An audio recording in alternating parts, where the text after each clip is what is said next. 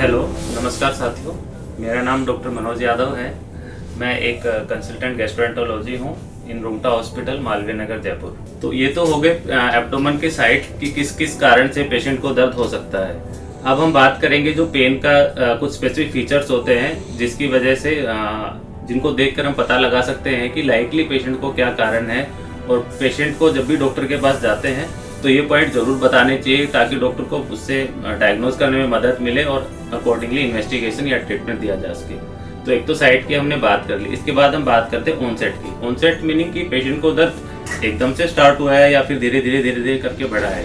एकदम से जो पेट में दर्द होता है वो जनरली इंटेस्टाइनल परफोरेशन होता है कि हाथों में कोई छेद हो गया हो, उसकी वजह से पेशेंट को सडन सीवियर पेन होता है। या फिर जो अपनी एओर्टा होती है, जो सबसे बड़ी धमनी होती है खून ले जाने की, उसमें कई बार रप्चर होता है, उसकी वजह से पेशेंट को बहुत तेज दर्द होता है पेट में। ऑनसेट के बाद आता है character of pain. Character of pain में हम बात करें तो एक तो होता है कंटिन्यूस पेन की पेन लगातार चलते जा रहा है, धीरे रह रहा है।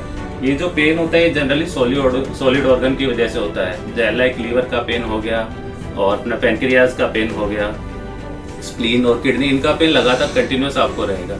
और अगर पेन आपको मरोड़े लग के हो रहा है, रुक के हो रहा है, ठीक हो जा रहा है, फिर अपने आप हो रहा है, तो जनरली खोखले जो ऑर्गन होते हैं जैसे कि अपना छोटी और बड़ी आंत है, पित्त की जो नली है, पेशाब की नली होती है, इनमें कोई भी ऑब्स्ट्रक्शन या कोई रुकावट होती है तो इसकी वजह से आपको रुक के दर्द होगा। और एक कॉमन कारण जो फूड पॉइजनिंग होता है इन्फेक्शन की वजह से, उसमें भी रुक के आपको पेन हो सकता है। अब फूड पॉइजनिंग के पेन को आप इंटेस्टाइनल ऑब्स्ट्रक्शन के पेन से कैसे डिफरेंशिएट करेंगे? जैसे कि मैंने पहले ही बताया इस वीडियो में, जब भी आपको क्रैम्पिंग या फिर मरोड़े के पेन के साथ लैट्रिन बंद हो रही है, गैस निकलना बंद हो रहा है, अत्यधिक उल्टी हो रही है हरे रंग की या फिर डार्क पीले रंग की, तो आपको इसको लापरवाही नहीं करनी चाहिए। ऐसा पेन फूड पॉइजनिंग की वजह से नहीं होता है। ये सब जो चीज़ें होती हैं इंटेस्टाइनल में रुकावट को इंडिकेट करती हैं, तो अपने डॉक्टर से जाके कंसल्ट करना चाहिए। और इसके अलावा जो कैरेक्टर के बाद आता है अपना रेडिएशन। रेडिएशन होता है कि कहीं का पेन कहीं और फील होना। इसमें होता है जैसे एक तो मैंने पैनक्रियाज का पेन आपको बताया कि कमर में पीछे फील हो सकता है। इसके अलावा जो कई बार गॉल ब्लैडर का पेन होता है, सोजन की वजह से वो जो पेन है राइट शोल्डर पे भी आपको फील हो सकता है। और एक मैंने आपको बताया जो हार्ट का पेन होता है वो कई बार आपको एपिगैस्ट्रिक रीजन में फील हो सकता है। तो ऐसा कुछ है तो आपको अपने डॉक्टर को बताना चाहिए कि आपको इनमें से कोई बीमारी तो नहीं है।